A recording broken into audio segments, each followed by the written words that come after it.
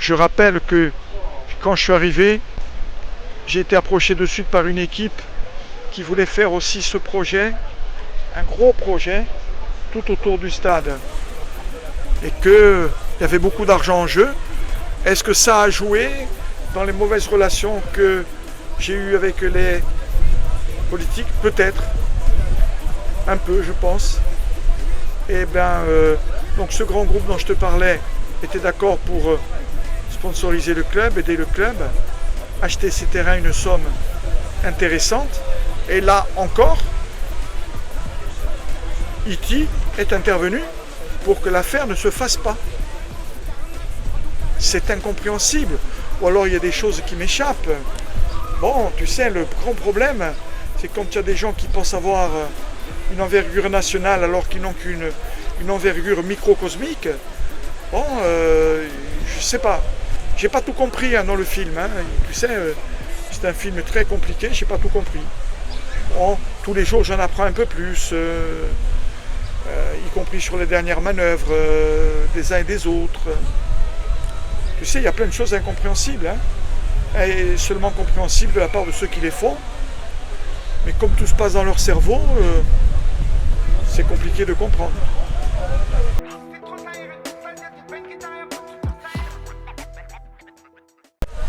Et donc cette saison-là, on est en Régional 1. On remonte directement en National 3 pour la saison d'après, qui était donc la saison 2022-2023, donc la saison dernière. Mais pendant cette année de Régional 1, Omar Da Fonseca arrive, soutenu par la ville.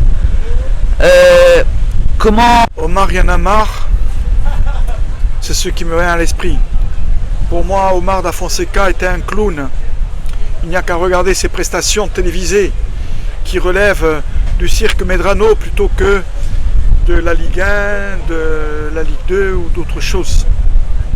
Je ne connais pas Omar Da Fonseca, qui est ramené dans ses filets par Guillaume Barré encore une fois. Omar Da Fonseca était un ancien joueur de Tours. Notre ami Yvon Jublot, qui l'avait comme entraîneur, me disait que c'était une personne peu intéressante, très très près de ses sous. Il suffit de regarder une émission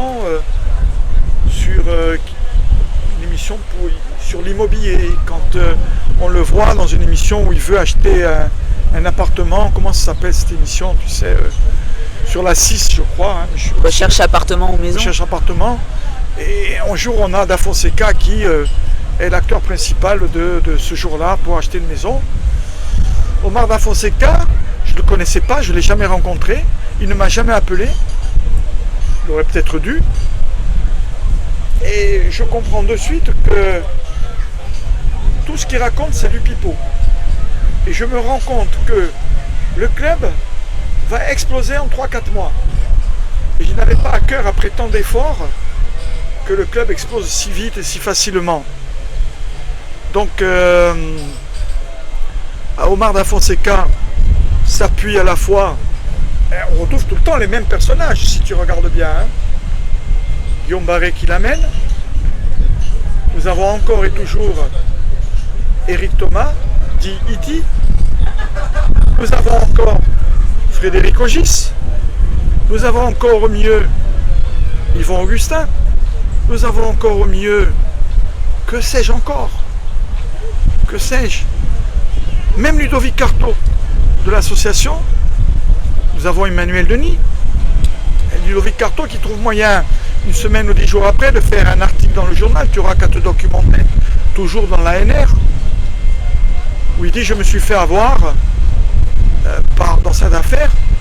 Da Fonseca était venu faire une offre avec une société qui avait 200 € de capital, qui disait plein de bêtises sur son projet de reprise du club, où il disait qu'il allait faire venir d'Argentine des joueurs, ce qui était une bêtise, parce que quand tu es en N3, tu n'as pas le droit d'avoir des prêts de joueurs professionnels. Et en plus, faire venir d'Argentine des joueurs qui d'habitude mettent beaucoup de temps pour s'adapter et au jeu et au climat européen.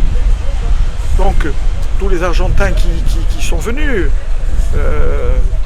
ont toujours eu un long temps d'adaptation.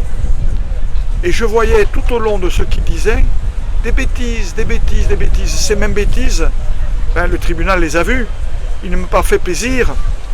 Et il n'a pas fait, comme dit Éric Thomas, que le tribunal était acheté et que l'administrateur judiciaire était acheté. Je rappelle encore et toujours que Éric Thomas était condamné pour diffamation envers Maître Blériot. Car dire que le tribunal de commerce a pris des décisions totalement incroyables, qui étaient frappées du sceau de l'ignominie, il a été condamné. Il a fait appel en cour de cassation. Je pense et j'espère que la cour de cassation confirmera. C'est lui qui a fait ces insultes, proféré ces insultes. Ça ne l'a pas empêché de demander que ce soit la ville de Tours qui prenne en charge ses frais d'avocat et d'appel. C'est peu glorieux.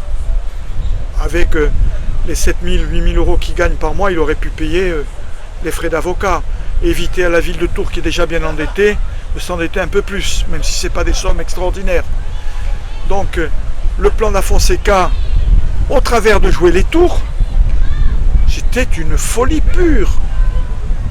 Jouer les tours, où notre ami Frédéric Ogis, qui était devenu entre-temps président de la métropole, était dans la boucle. Et j'avais toutes les informations, parce que dans cette ville, tout le monde parle. Et ensuite, tout me revient. C'est qu'une question de jours, de quelques jours. Quand quelque chose se trame, quelque chose se dit, ils sont tellement forts qu'ils font comme la foule qui appelle l'œuf. Tu sais, la poule, quand elle fait un œuf, hop, cac, cac, cac, cac, il faut qu'elle le dise. Et tous ces gens-là, quand ils faisaient quelque chose, ils le disaient, ça me revenait. Mais c'était tellement gros que j'y croyais pas trop. Donc, on décide, Frédéric Ogis, Emmanuel Denis.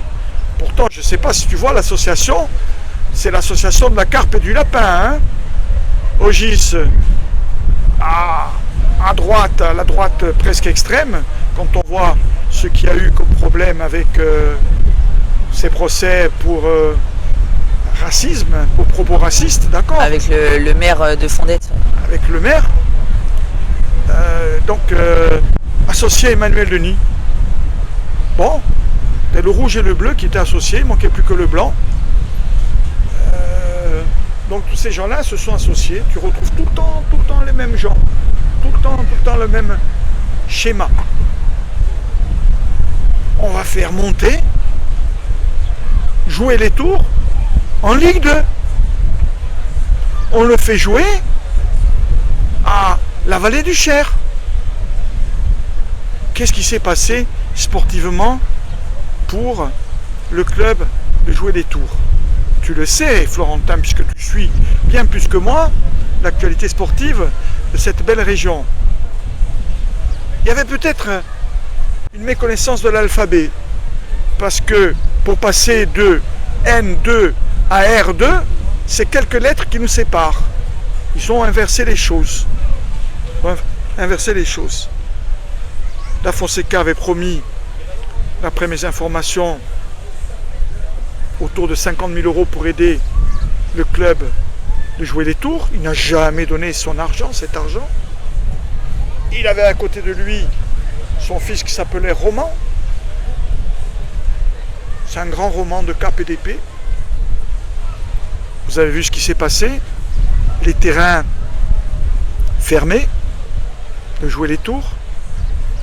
Les subventions bloquées par le préfet. Car là-bas, le communautarisme a pris le dessus sur tout le reste. Tu t'imagines, on voulait faire monter, jouer les tours en Ligue 2. Mais il n'y a que des esprits dérangés qui pouvaient penser une chose comme ça. Il faut savoir quand même que Éric Thomas était un employé de Bédoyan, le président de Jouer les Tours.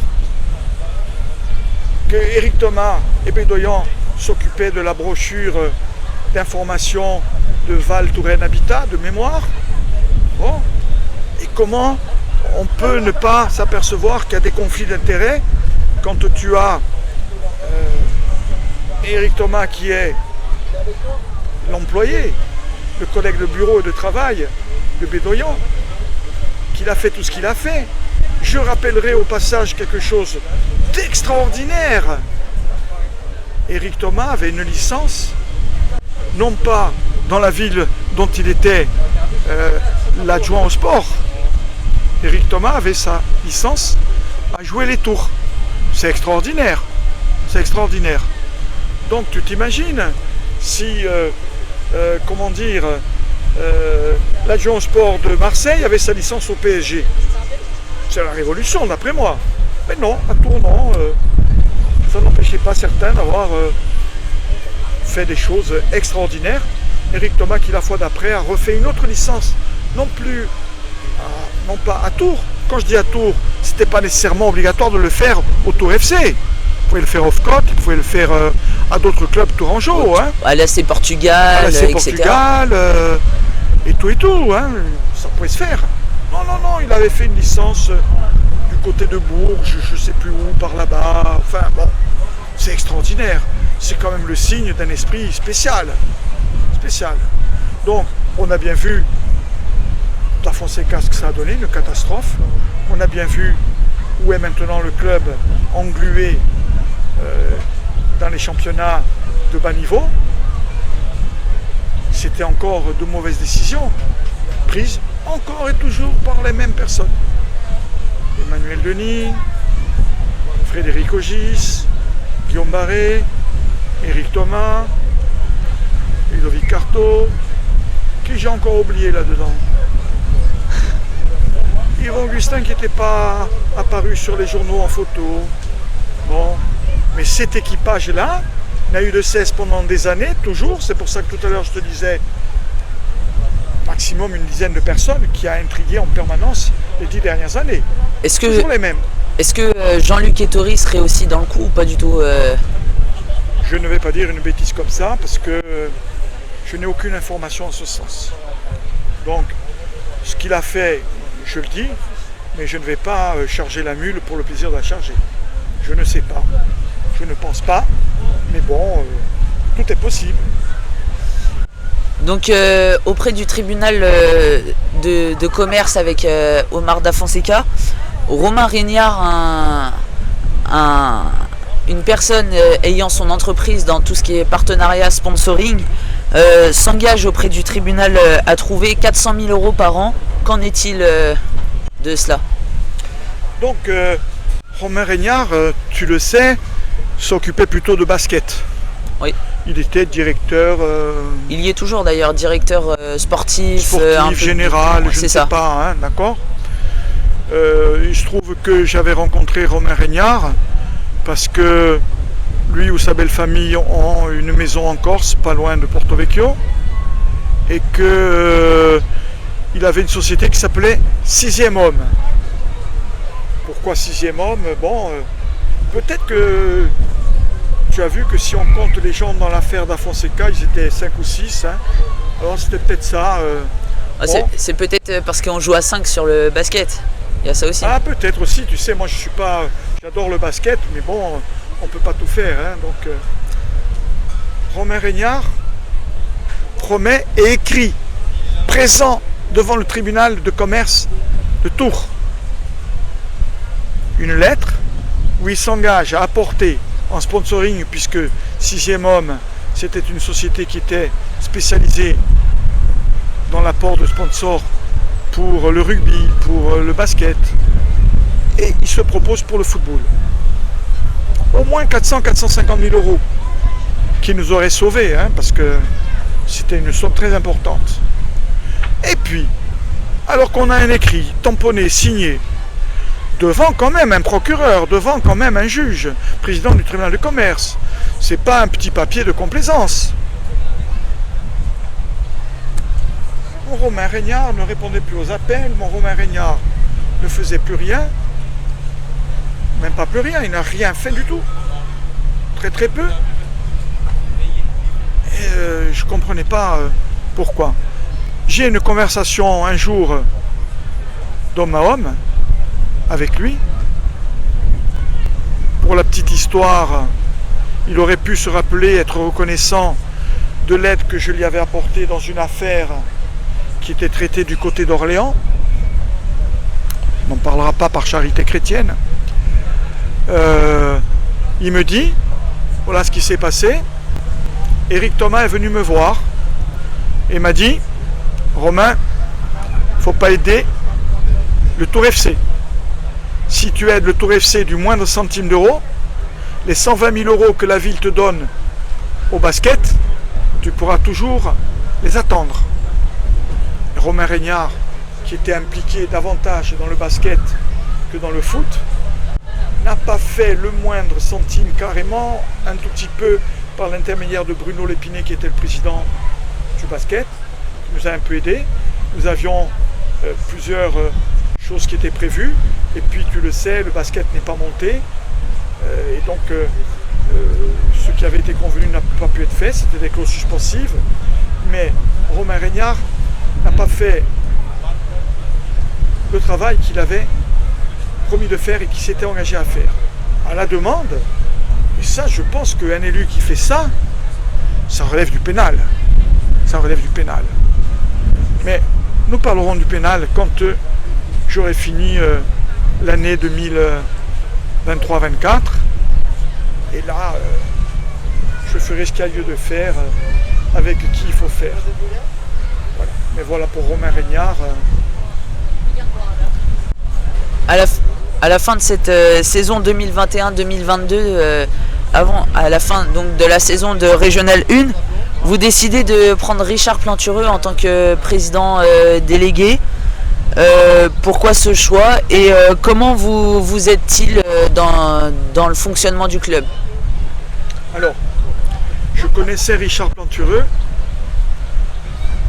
non pas par rapport au foot au sens premier du mot, mais Richard s'occupait de jeunes qui étaient dans les grandes difficultés et nous nous étions rencontrés car il venait régulièrement en vacances sur la Corse pour un joueur qui était normalement un joueur promis un grand avenir qui s'appelait Lasso Soirée.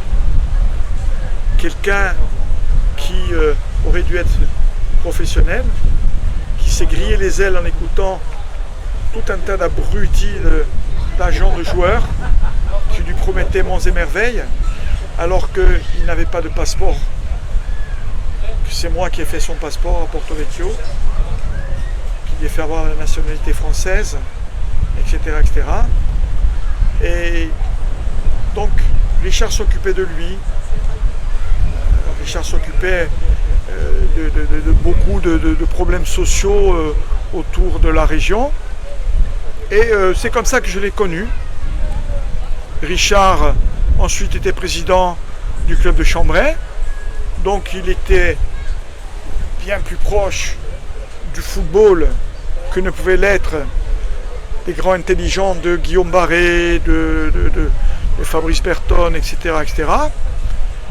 Je lui ai demandé si ça l'intéressait, parce qu'il fallait bien quelqu'un. Moi, je ne voulais plus monter.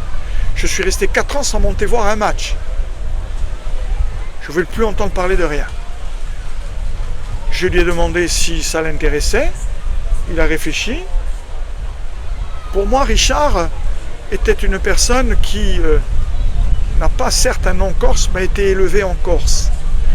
Et donc, on a vu qu'il y en a qui avaient des noms corses et qui ne valaient pas trop la peine. Richard, lui, ne portait pas un nom corse, mais il avait l'esprit, il a toujours l'esprit corse. Il a été élevé en Corse par des Corses, par des vrais, dans la région de Sartène. Je n'ai pas à dire la moindre chose contre Richard Plantureux. Au contraire, s'il y a la seule personne qui mérite que je dise quelque chose de positif, de très positif, c'est bien lui. Sans lui, ça fait 2 ans que le club aurait déjà explosé. Il s'est battu, il a découvert un monde sauvage, on en parle tous les jours, je l'ai tous les jours au téléphone, nous faisons les choses ensemble, lui beaucoup plus que moi, parce qu'il est confronté, il est sur la ligne de front, quand moi je suis en 2e ligne. Donc Richard a fait tout le temps tout ce qu'il a pu pour aider le club. de façon bénévole avec son argent. Certains ont pu dire que le salir, ce sont des gens de peu d'intérêt. Donc ici, si je dois remercier quelqu'un, c'est remercier Richard Plantureux pour le travail qu'il a fait, sans le moindre dédommagement. Franchement, chapeau. Et donc la saison donc, où Richard Plantureux prend la relève, c'est la saison dernière, la saison 2022-2023, où nous faisions une belle saison en National 3, avec beaucoup de rebondissements, puisqu'on était premier jusqu'en décembre. Après, il y a eu une lutte acharnée avec l'Avoine Olympique Chinon-Ciné qui avait pris la tête jusqu'en avril, avant que le Tour FC reprenne la tête jusqu'à deux ou trois journées de la fin du championnat. D'après vous, qu'est-ce qui nous fait perdre la montée? C'est les matchs aller-retour face à Avoine, où on perd là-bas au match aller 1-0 et 2-1. J'ai des chevaux, hein. Mes filles font du cheval, de l'équitation, et les chevaux, pour qu'ils aillent vite, il faut de l'avoine. On leur donne du foin, du bon foin, de crocs et de l'avoine, ça les fait aller vite. Nous n'avions toujours pas l'avoine financière qui nous aurait permis certaines choses. Que s'est-il passé? Bizarrement, il se trouve que tous les classements pour les montées, que ce soit en N2, en N1, ou en Ligue 2 ou en Ligue 1, prévoient que c'est le goal average général qui compte par rapport au goal average particulier. Nous ne sommes pas montés parce que nous étions à égalité de points, mais que nous avions perdu les 2 matchs contre Avoine. Nous avons eu de nombreux problèmes avec Avoine. Pourquoi? Parce que Avoine n'avait pas les problèmes financiers que nous avions, parce que nous étions nous une SSP, et Avoine ne payait pas les charges sur les joueurs qu'il aurait dû payer. Avoine avait une politique qui consistait à donner à la place de salaire des indemnités kilométriques, même à des personnes qui n'avaient ni permis ni voiture.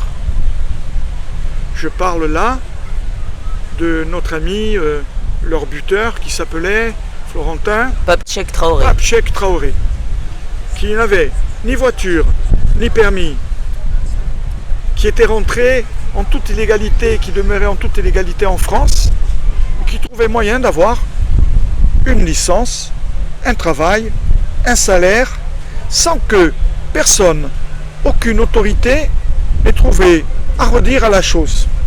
Quelque chose d'extraordinaire.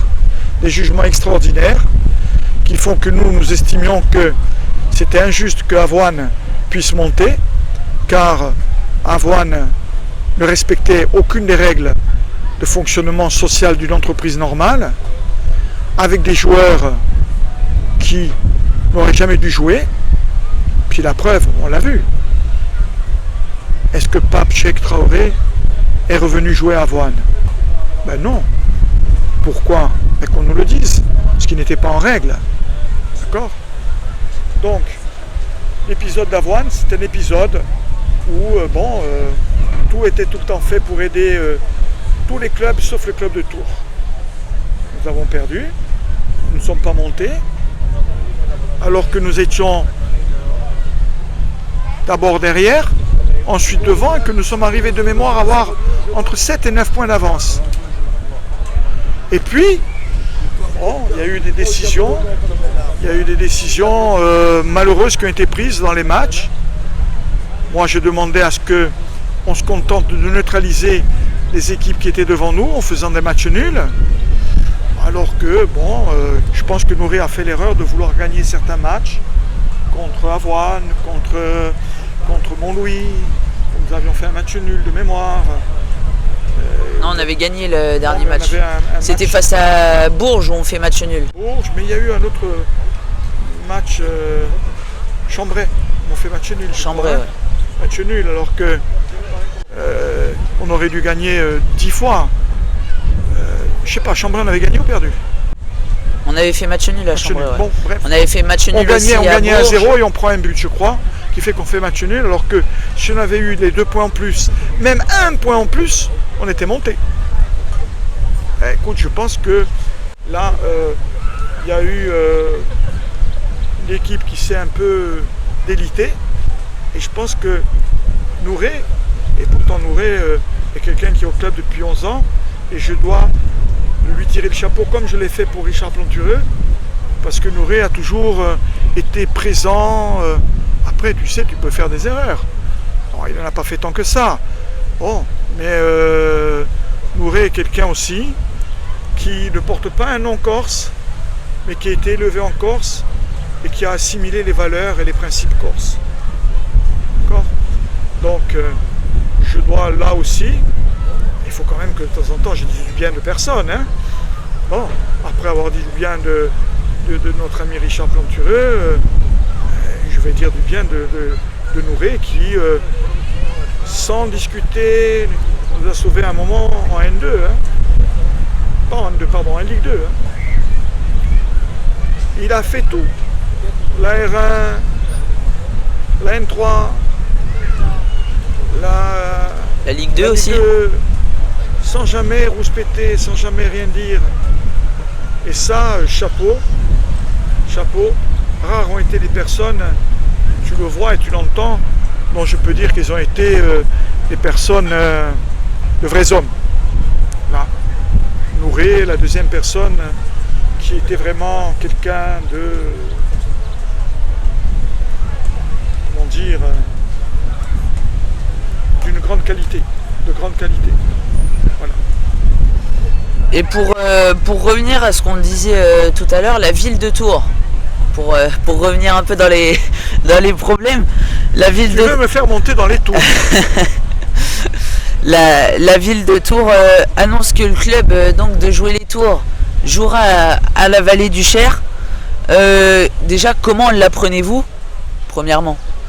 Écoute, tu sais, tout se sait. Hein, Est-ce que c'est Eric Thomas qui vous appelle pour vous le dire? Est-ce que c'est est-ce que c'est le club de Jouer les Tours? Non, personne. On sait par la Vox Populi que voilà, le club va jouer à la Vallée du Cher. Je ne sais même pas si le club de Jouer les Tours a payé la location du stade. Ils nous ont dit qu'ils avaient payé.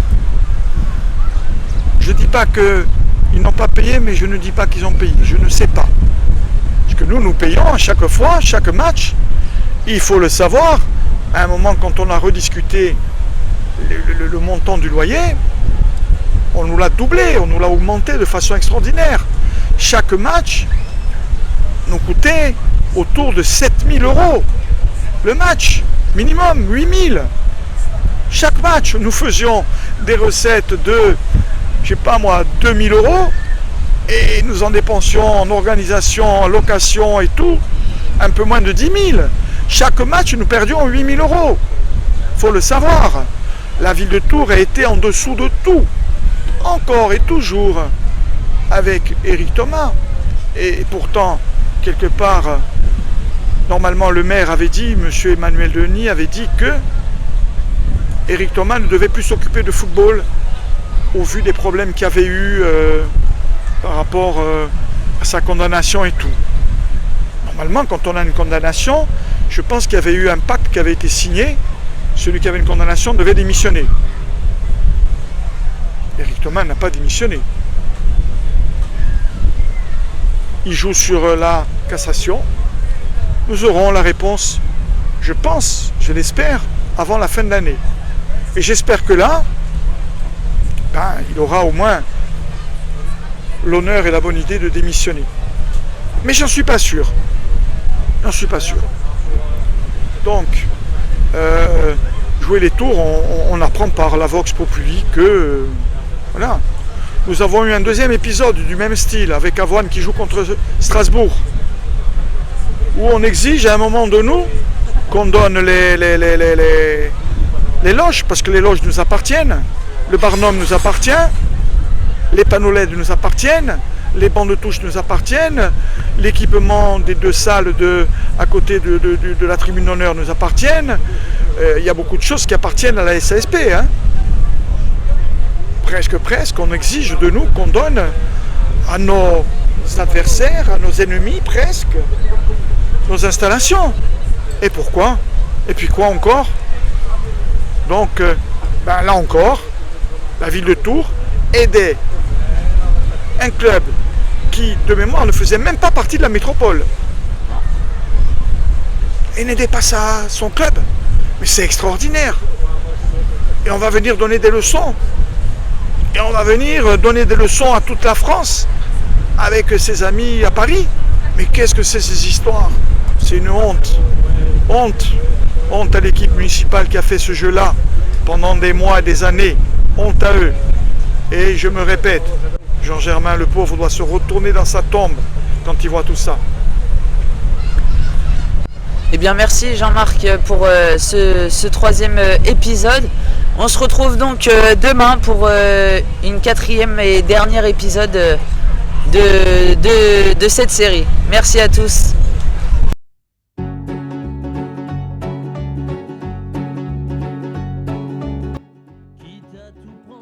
Une saison sportivement, Jean-Marc, assez médiocre, si je puis dire. On ne s'attendait pas à finir 3e et aussi loin des 2 premiers qui sont Poitiers et Montlouis.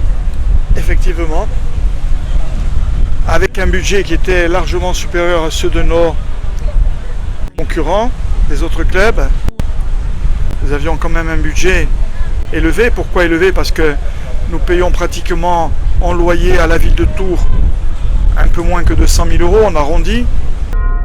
J'en profite, tiens, puisque ça m'est donné, pour dire que il y a eu une 3e personne qui était comme il faut. C'était Jesse, le président de Montlouis, avec qui j'ai échangé à plusieurs reprises et qui était quelqu'un de bien. Hein. Il a démissionné parce que il m'a dit, lui, en avoir eu marre et comprendre ou ne pas comprendre comment j'avais fait pour tenir 11 ans, alors que lui, au bout d'1 an et demi, il avait trouvé un monde du football et du football dans la région qui était un monde vraiment, je ne sais pas comment dire, mais pas intéressant du tout. Nous pensions être tranquilles, car au début de la saison 2023-2024, beaucoup de nos anciens joueurs formés au club de Tours FC avaient été vendus à droite à gauche, transférés, et que tu sais que chaque fois qu'un joueur est transféré dans un club étranger, nous avons droit à des indemnités de formation qui sont un pourcentage de la somme du montant du transfert. Donc, nous savions déjà début juillet, mi-juillet, que la FIFA nous devait autour de 440 000 euros. 440 000 euros qu'on nous devait de la FIFA. Nous avions aussi un procès en cours avec l'État sur les fonds Covid qu'on n'a pas voulu nous donner. La dernière décision faisant état que nous avons fait en retard notre réclamation, alors que nous sommes persuadés que cette réclamation, nous étions dans les temps, et l'État nous devait 400 000 euros. Et sportivement, donc Noureddine El Wardani a annoncé cette semaine, puisqu'on le rappelle, l'interview est enregistrée le jeudi 4 juillet et vendredi 5 juillet. Noureddine El Wardani a annoncé cette semaine dans l'ANR que son contrat allait se terminer donc, en fin de semaine, donc sûrement aujourd'hui. Est-ce que si le club arrive à renaître, enfin à continuer de naître, est-ce qu'il sera pourquoi pas un autre poste comme il a pu le sous-entendre dans cette interview? Écoute, ce n'est pas nous, ce n'est pas moi qui ai licencié Noureddine. Oui. C'est le mandataire judiciaire dont on pourra parler et j'espère que tu me poseras 1 ou 2 questions sur le mandataire judiciaire qui s'est occupé du club. Il s'en est occupé à tous les sens du mot. Donc Noureddine a été convoqué et licencié par le mandataire judiciaire, pas par moi. Noureddine est fatigué comme moi. Noureddine est là c'est quand même la seule chose qu'il faut reconnaître, c'est Jean-Luc qui arrive avec Noureddine. Il faut bien qu'il ait fait quelque chose de positif. Donc, tu as vu ce match, tu as vu ce qui s'est passé mieux que moi, puisque tu l'as filmé, tu en as parlé. Que dire? Nous avons des gens qui se disaient supporters. Moi, je changerais le nom, je ne les appellerais pas des supporters, je les appellerais des supportueurs. On va faire un petit jeu de mots, des supportueurs. Ils ont tué le club. En tout cas, ils ont essayé de le tuer. L'ont-ils fait, comme je le pense, encore et toujours à la demande de nos amis? Peut-être, peut-être pas. En tout cas, les Turons qui ne venaient jamais voir le moindre match. Ou alors quand ils venaient, c'était toujours pour dire des bêtises et manifester de façon, comment dire, grossière. Pas pour supporter et aider le club, mais bien au contraire, pour l'affaiblir.